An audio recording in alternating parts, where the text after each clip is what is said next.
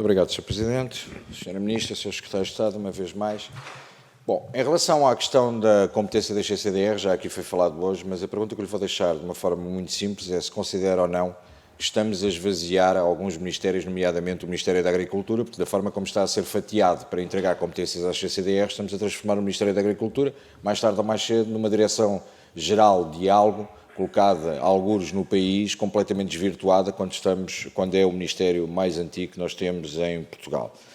Depois, em relação às despesas Covid, e aproveitando o até agora silêncio do Sr. Secretário de Estado, Carlos Miguel, como já referiu tantas vezes noutras audições que o assunto estava em andamento e estava resolvido, em relação às despesas Covid e ao pagamento por parte da DEGAL, perceber se há juntas de freguesia, se continuamos à procura de faturas e de esclarecimento de faturas como estava há uns meses atrás, ou se esta situação foi paga. Eu sei que não, sei que há freguesias que continuam com os valores para receber, mas perceber o ponto de situação.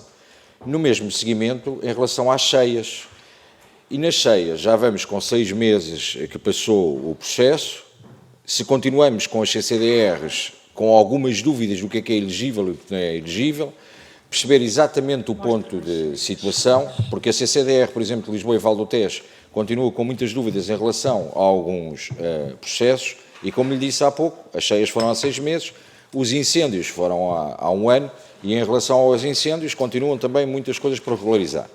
Mas eu estou a puxar também este assunto porque a Sra. Ministra, nas últimas audições, num assunto que eu trouxe por 2 vezes, questionei diretamente como é que poderíamos garantir que não estaria o Estado, ou as câmaras, através do Poder Local ou do Poder Central, que não estaríamos a pagar em duplicado aquilo que eventualmente os seguros já tivessem ressarcido as pessoas afetadas. E a senhora disse-me que o Estado Central tinha forma de conseguir aferir se as pessoas tinham sido indenizadas ou ressarcidas pelos seguros. Eu disse-lhe que não sabia legalmente como é que estava a fazer isso sem violar o RGPD, e a senhora disse-me que me iria explicar e que me faria chegar a metodologia. Já passaram uns meses e eu queria ver se conseguia explicar hoje e de nos dizer de uma vez por todas como é que fazem isto sem violar o RGPD. Porque também o conhecimento que temos e de algumas seguradoras contactámos, contactadas pelo Governo não foram, apenas que tenha sido uma especificamente, ou a Associação Portuguesa de Seguros tenha sido contactada para esse efeito, mas de qualquer forma teriam sempre que ir às seguradoras e, pelo que sabemos, não tem qualquer fundamentação aquilo que tem sido dito até agora.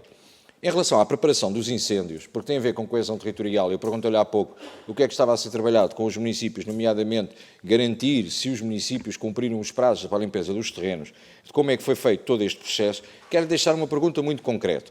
Reconhece o Governo ou não que agora, numa altura que estamos a chegar, agora vai aparecer o algoritmo, vai aparecer uma série de contas e vamos perceber que ardeu menos do que aquilo que era para arder e que afinal isto até nem foi tão mal, que até vai ficar melhor a Serra da Estrela do que estava no passado.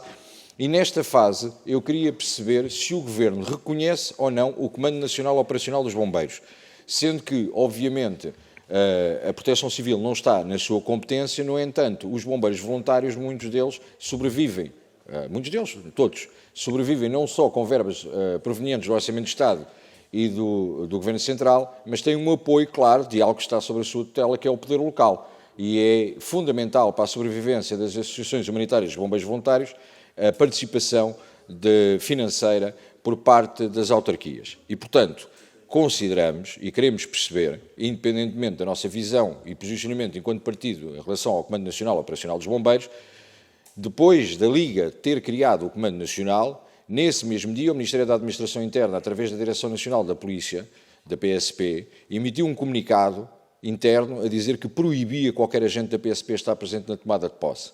Não esteve nenhum elemento da PSP presente. Bom, e aqui é legítimo, o Sr. Ministro podia de facto dizer que não o reconhece, porque há aqui uma série de ilicitudes, etc. Mas, curiosamente, eu estive nessa cerimónia e, curiosamente, foi enviado pelo Sr. Chefe de Gabinete do Primeiro-Ministro, do Sr. Primeiro-Ministro, uma carta a desejar os maiores sucessos ao Comando Nacional Operacional do Bombeiro.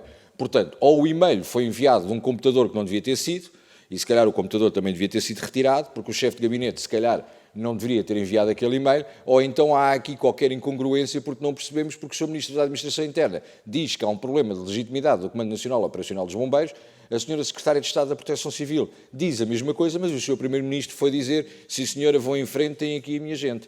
E a coisa parece-me não ser muito lógica e gostávamos de um esclarecimento, visto que a coesão territorial e os terrenos depois terão também sempre dentro da sua competência. Falámos aqui na questão da habitação e aproveitando aquilo que veio da audição anterior, falamos da questão da habitação e do que tem sido feito. Obviamente, cruza-se também com o seu Ministério, quando estamos a falar de coesão territorial, trazer mais gente, vir mais gente para o território, etc.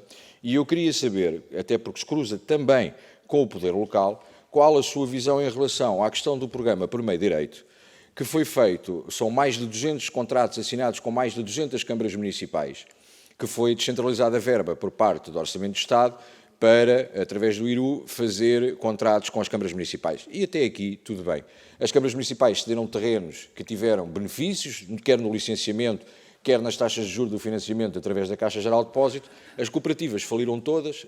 As cooperativas que faliram entregaram os seus direitos, depois de uma negociação feita pelo Sr. Ministro Pedro Nuno Santos, entregaram os seus direitos de construção a fundos que depois venderam a outros fundos e esses fundos revenderam aos municípios, dando uma mais-valia de 82% em muitos dos casos, e posso-lhe citar bairros concretos onde isto foi feito, quer de Vila Real de Santo António, a Coimbra, a Loures, a Lisboa, onde existe uma série destas questões.